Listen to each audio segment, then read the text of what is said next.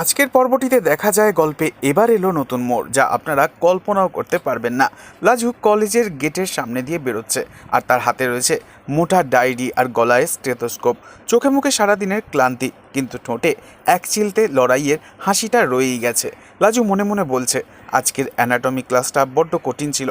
সুদেবকে একবার আমার ফোন করা দরকার, ও হয়তো এখন জমিতে জল দিচ্ছে। এরপর লাজু রাস্তার ওপারে তাকিয়ে দেখে তো থমকে যায়। ভীষণই সুন্দর হলুদ রঙের স্কুটারের ওপর হেলান দিয়ে হাসি মুখে দাঁড়িয়ে রয়েছে স্বয়ং সুদেব। লাজু তখন চমকে গিয়ে বলে, সুদেব তুমি? আমি কি ভুল দেখছি? তুমি এখানে এই সময়? সুদেব হেসে বলে, ভুল দেখবি কেন রে পাগলি? তোর সামনেই তো আমি দাঁড়িয়ে আছি। কেন, আমাকে দেখে কি খুব অবাক হয়ে গেলি? তখন লাজু কাছে এগিয়ে এসে বলে, অবাক হব না?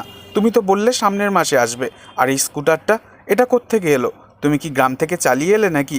সুদেব গর্বের সাথে স্কুটারে হাত রেখে বলে, গ্রাম থেকে চালিয়ে আসিনি রে, এটা এই শহরেরই, তোর জন্য কিনলাম।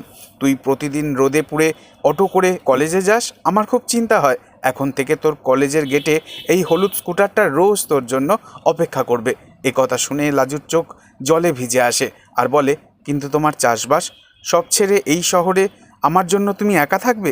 তখন সুদেব হাত দিয়ে লাজুর চোখের জল মুছিয়ে দিয়ে বলে, তোর হাতে যখন স্টেথোস্কোপটা দেখি না লাজু, তখন আমার বুকটা গর্বে ভরে যায়। গ্রামে আমি একা থাকলেও আমার মন কিন্তু পড়ে রয়েছে তোর কাছে। তাই ভাবলাম, তোর ডাক্তার হওয়ার কয়েকটা বছর আমি তোর সাথেই ছায়া হয়ে থেকে যাই। তুই শুধু মন দিয়ে পড়াশোনা কর, বাকি আমি সবটা সামলে নেব। এরপর সুদেবের স্কুটারের পিছনে লাজু চেপে বসে। লাজু বলে, কোথায় নিয়ে যাচ্ছ?